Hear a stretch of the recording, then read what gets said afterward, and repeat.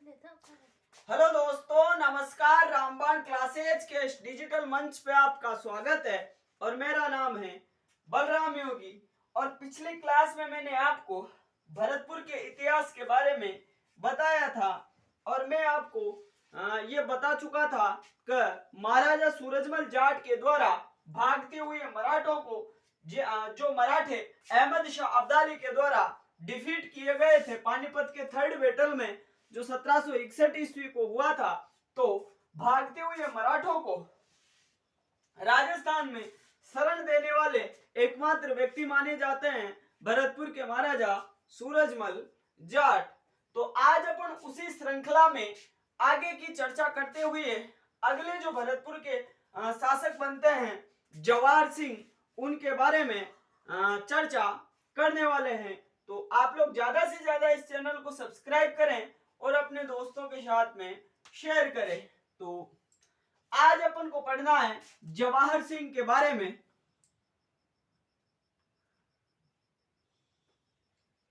जवाहर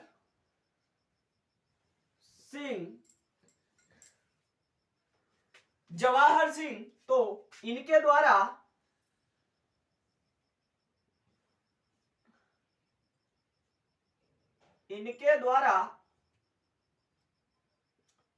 दिल्ली पर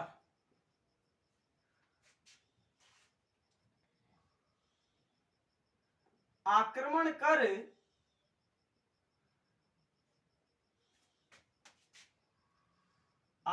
करके वहां से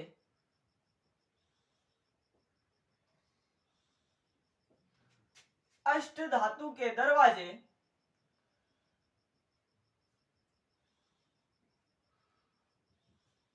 इनके द्वारा दिल्ली पर आक्रमण करके वहां से अष्ट धातु के दरवाजे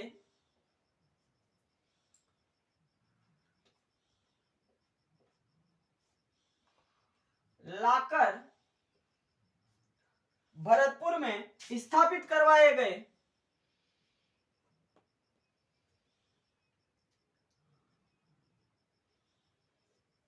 भरतपुर में स्थापित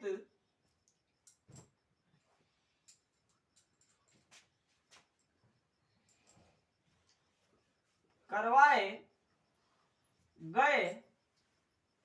अर्थात इन्होंने क्या किया, इनके द्वारा दिल्ली के ऊपर आक्रमण किया गया था और वहां से वो जो अष्ट धातु का दरवाजा था, जिसको ऐसा माना जाता है कि चित्तौड़ के रतन सिंह को डिफीट करके जो अलाउद्दीन खिलजी था, वो अलाउद्दीन खिलजी उस अष्ट धातु के दरवाजे को दिल्ली ले गया था और उसने दिल्ली लगवा दिया था।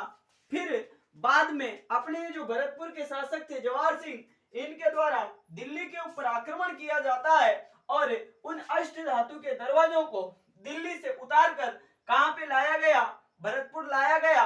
और भरतपुर में भी जो दिल्ली बाईपास है, अर्थात भरतपुर से दिल्ली जाने का जो रास्ता है, उस रास्ते के मेन मुख्य द्वार पर यह अष्ट धातु का दरवाजा इस महाराजा जवाहर सिंह के द्वारा लगाया गया, ताकि दिल्ली से अगर कोई भी व्यक्ति आता है या उन तुर्क आक्रमणकारियों या मुगलों के ऊपर एक तमाचा मारा गया था इस जवाहर सिंह के द्वारा, तो इसने दिल्ली से अष्ट धातु के गेट लाकर कहां पे स्थापित करवा दिए, भरतपुर में स्थापित करवा दिए।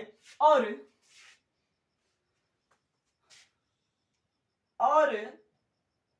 इस विजय के उपलक्ष्य में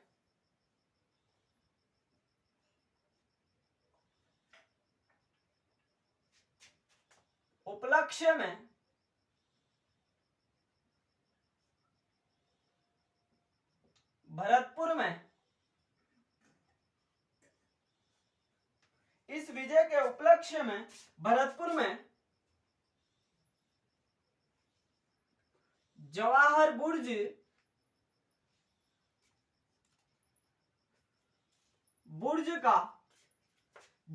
बुर्ज का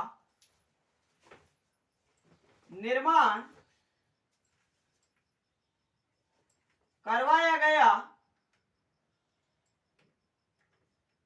जवाहर बुर्ज का निर्माण करवाया गया था और जैसे इस जवाहर सिंह के पश्चात जो भी भरतपुर के शासकों में अगले शासक बने उन सब का राज्याभिषेक कहां पे किया गया था, अर्थात आने वाले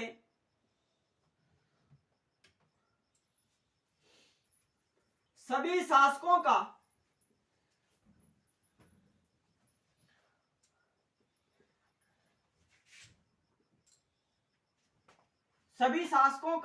राज्याभिषेक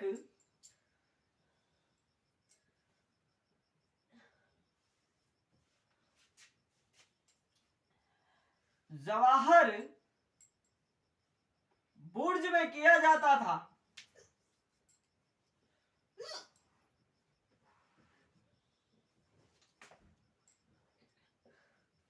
अर्थात जो जवाहर सिंह के पश्चात अगले जितने भी जो शासक बने थे उन सभी शासकों का जो राज्याभिषेक था वह भरतपुर की ये जो जवाहर बुर्ज थी यहाँ पे किया जाता था। अब अगर अपन आगे बात करें तो वैसे आमेर के शासकों और भरतपुर के शासकों में अच्छे संबंध थे, लेकिन जवाहर सिंह के समकालीन अगर अपन आमेर के शासक की बात करें तो आमेर के जो शासक आते हैं उनका नाम आता है माधो सिंह। तो होता क्या है, मैं अगर आपको बताऊं, भरतपुर के शासक का नाम था जवाहर सिंह।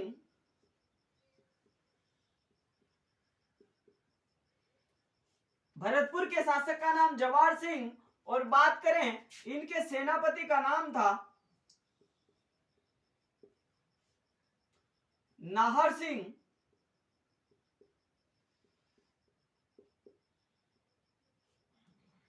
इसके सेनापति का नाम था नाहर सिंह। और समकालीन अगर अपन आमेर की बात करें, समकालीन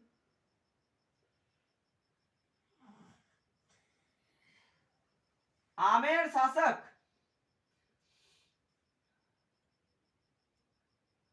तो आमेर शासक का नाम था माधो सिंह।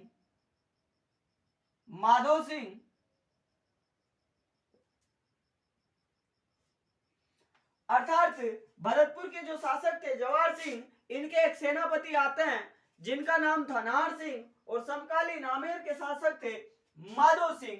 तो होता क्या है, इस नाहर सिंह और इस जवाहर सिंह इन दोनों के बीच में क्या हो जाती है, अनबन, या आप यूं कह सकते हो कि इस नाहर सिंह के द्वारा क्या कर दिया गया, विद्रोह कर दिया गया था। इस नाहर सिंह ने क्या कर दिया, इस जवाहर सिंह के खिलाफ विद्रोह।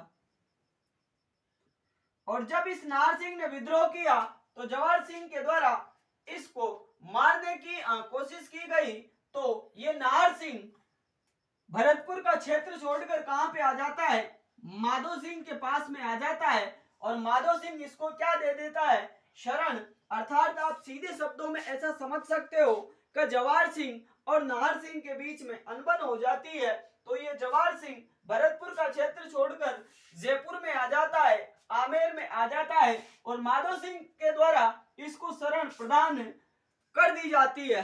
लेकिन जवाहर सिंह के द्वारा इस माधो सिंह के पास में यह मैसेज भिजवाया जाता है कि मेरा एक विद्रोही सेनापति आपके पास गलती से आ गया है, तो आप उस सेनापति को मेरे पास वापस भेज दो या उसको आप मेरे हवाले कर दो। लेकिन इस माधो सिंह के द्वारा साफ इनकार कर दिया जाता है कि मैंने इसको शरण दी है नाहर सिंह को और मैं इसको आपके लिए नहीं दे सकता। इसी वजह से माधो सिंह और ये जो शासक आते हैं जवाहर सिंह, इनके बीच में एक युद्ध होता है, माउंडा का युद्ध।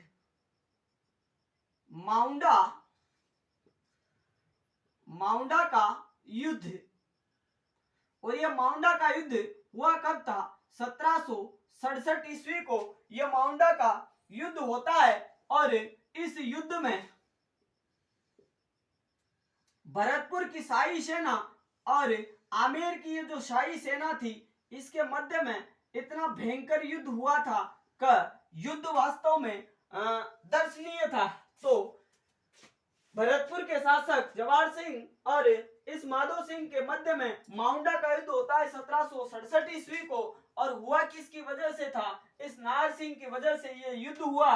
और युद्ध का परिणाम यह था कि माधो सिंह इस युद्ध में विजयी रहते हैं और इस जवाहर सिंह को माउंडा के युद्ध में हार का सामना करना पड़ता है। तो ये थे जवाहर सिंह। तो इनके द्वारा दिल्ली पर आक्रमण करके वहां से अष्ट धातु का जो दरवाजा था उस दरवाजे को लाकर भरतपुर में स्थापित करवाया गया। और इस विजय के उपलक्ष्य में भरतपुर में जो जवाहर बुर्ज है उसका निर्माण भी करवाया गया था। फिर अगले जो भी भरतपुर के शासक बनते थे उन सभी शासकों का जो राज्याभिषेक था वो जवाहर बुर्ज में करवाया जाता था या किया जाता था। फिर मैंने आपको माउंडा के युद्ध के बारे में बताया कि भरतपुर के शासक जवाहर सिंह के एक विद्रोही सेनापति नाहर सिंह को आमेर के शासक माधो सिंह के द्वारा शरण दे दी जाती है। इसी वजह से जवाहर सिंह और आमेर के शासक माधो सिंह के मध्य में प्रसिद्ध माउंडा का युद्ध होता है 1767 ईस्वी को। और इस माउंडा के युद्ध में जवाहर सिंह को हार का सामना करना पड़ता है और ये आमेर के शासक माधो सिंह ये विजयी रहते हैं। तो ये थे भरतपुर के शासक जवाहर सिंह। अब अगले भरतपुर के जो शासक हैं उनका नाम है रणजीत सिंह, जिसके द्वारा 29 सितंबर 1803 को अंग्रेजों के साथ में अलायंस कर ली जाती है, अर्थात संधि कर ली जाती है। तो आप इसको नोट आउट कर सकते हो। अब अपन अगले जो शासक है रणजीत सिंह उनके बारे में चर्चा करने वाले हैं। तो ये थे भरतपुर के शासक जवाहर सिंह। और अगले जो शासक बनते हैं भरतपुर के उनका नाम है रणजीत सिंह। तो रणजीत सिंह के समय में जो सेकंड आंग्लो मराठा युद्ध था वो चल रहा था। तो अपन एंग्लो मराठा युद्ध की भी चर्चा करेंगे। तो अगले जो शासक थे उनका नाम था रणजीत सिंह।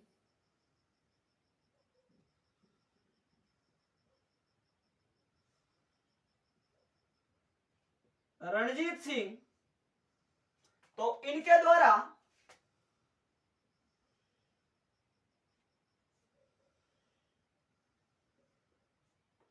29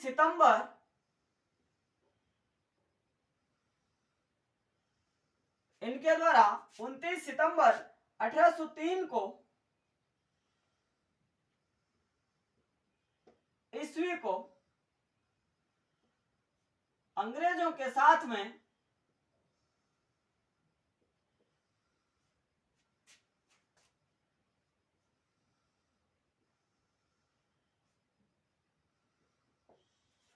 अलायंस अर्थात संधि कर ली जाती है।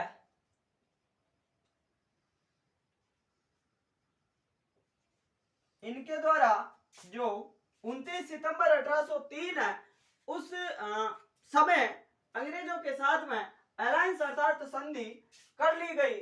और आगे अगर अपन बात करें तो रणजीत सिंह के समय में जो सेकंड एंग्लो मराठा युद्ध था, सेकंड आंग्ला मराठा युद्ध,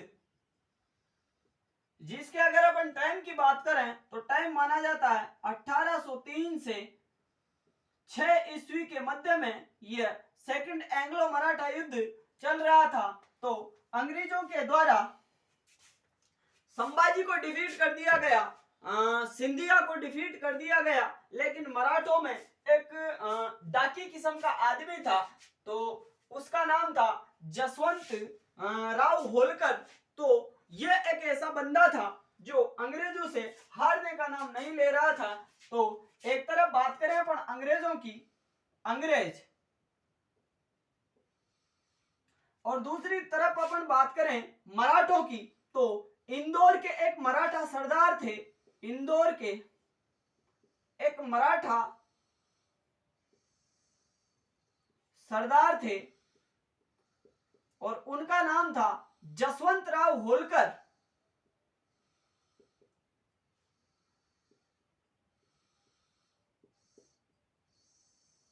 होलकर। अब अंग्रेजों से सब पराजित हो गए, लेकिन ये जो जसवंतराव होलकर थे ये पराजित होने का नाम नहीं ले रहे थे। तो अंग्रेजों के द्वारा इस होलकर के ऊपर आक्रमण किया गया और आक्रमण में इस होलकर के द्वारा अंग्रेजों की सारी सेना का डटकर सामना किया गया, लेकिन इनको युद्ध से पीछे हटना पड़ा और ये ऐसा माना जाता है कि इनके द्वारा चंबल नदी के पास में ऐसा भयंकर युद्ध किया गया इन अंग्रेजों के साथ में कि अंग्रेजों के इनके द्वारा छक्के छुड़ा दिए गए थे। तो ये जो जसवंतराव होलकर थे इनके द्वारा पहले कहां पे शरण ली जाती है, तो पहले ये शरण लेते हैं डीग में। और डीग कहां पे पड़ता है? भरतपुर में। मैंने आपको बताया है जिसको अपन जल महलों की नगरी कहते हैं। तो अंग्रेज जब इसके ऊपर आक्रमण करते हैं तो ये जसवंतराव होलकर जो मराठा थे ये कहां पे आ जाते हैं? डीग में। और डीग में इनके द्वारा शरण ली जाती है और डीग के पश्चात ये कहां पे आ जाते हैं? डायरेक्ट भरतपुर में। और फिर ये भरतपुर में इस रणजीत सिंह के पास आकर रणजीत सिंह से क्या मांगते हैं? सहायता मांगते हैं। तो रणजीत सिंह इसको शरण देते हैं। तो अंग्रेजों के द्वारा जो भरतपुर के शासक रणजीत सिंह थे इनके पास में संदेश भिजवाया गया कि अंग्रेजों ने यह संदेश भिजवाया कि आपके और हमारे बीच में अलायंस अर्थात संधि हो गई है और संधि की शर्तों में ये बताया गया था कि जो अंग्रेज अर्थात जो हमारा दुश्मन होगा वो आपका भी दुश्मन रहेगा। तो फिर आपने ये जो मराठा है जसवंतराव होलकर इनको शरण क्यों दी है? तो एक अंग्रेज अधिकारी आता है और अंग्रेज अधिकारी की अगर अपन नाम की बात करें तो नाम मिलता है इसका अपन को लॉर्ड लेक। Lord lake.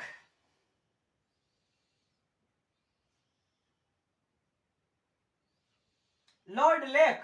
तो इस लॉर्ड लेक के द्वारा जब ये लॉर्ड लेक रणजीत सिंह के पास में गया और इसने रणजीत सिंह से कहा कि हमारे और आपके बीच में संधि हो चुकी है और हमारे जो शत्रु हैं वो आपके शत्रु हैं और आपके जो शत्रु है वो हमारे शत्रु है, फिर आपने इस जसवंतराव होलकर को शरण क्यों दे रखी है? आप इनको मेरे हवाले कर दो।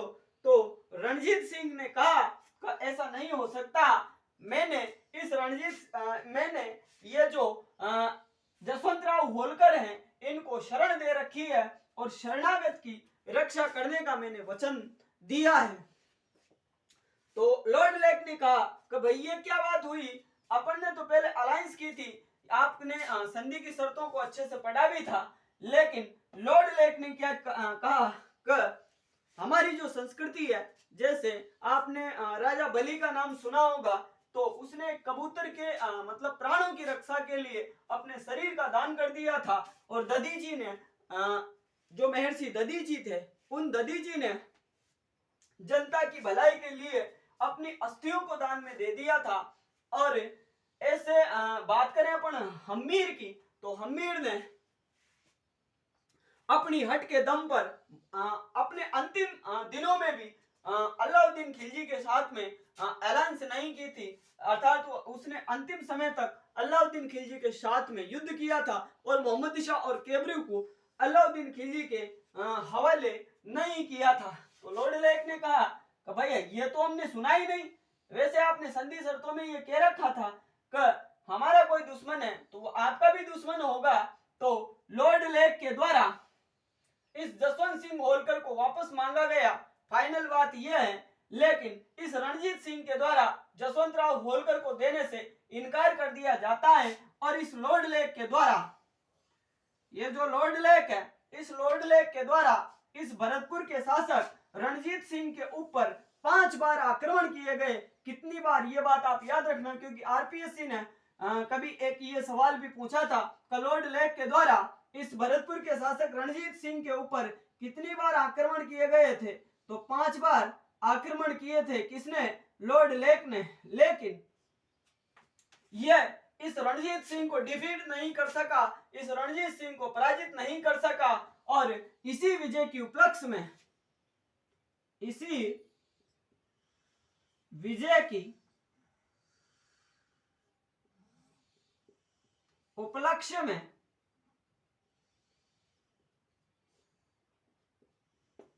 लोहागढ़ दुर्ग का निर्माण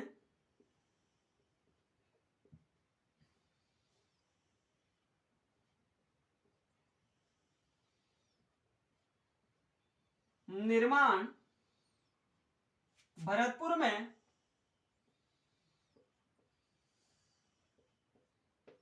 करवाया गया। तो यह था भरतपुर का इतिहास। तो रणजीत सिंह इनके द्वारा 29 सितंबर 1803 को अंग्रेजों के साथ में अलायंस कर ली जाती है और सेकंड आंग्ला मराठा युद्ध था 1803 से 1806 ईस्वी के बीच में चल रहा था। इंदौर के जो मराठा सरदार थे जसवंतराव होलकर, जब अंग्रेजों के द्वारा इनके ऊपर आक्रमण किया गया तो इन्होंने पहले डीग में शरण ली और फिर बाद में भरतपुर में शरण ली। फिर लॉर्ड लेक के द्वारा इस रणजीत सिंह के पास में ये मैसेज भिजवाया गया, हमारा जो विद्रोही जसवंतराव होलकर, इसको आप हमारे हवाले कर दें। लेकिन लॉर्ड लेक को इस रणजीत सिंह के द्वारा साफ इनकार कर दिया गया कि जसवंतराव होलकर को मैंने शरण दी है और शरणागत की रक्षा करना मेरा परम कर्तव्य है।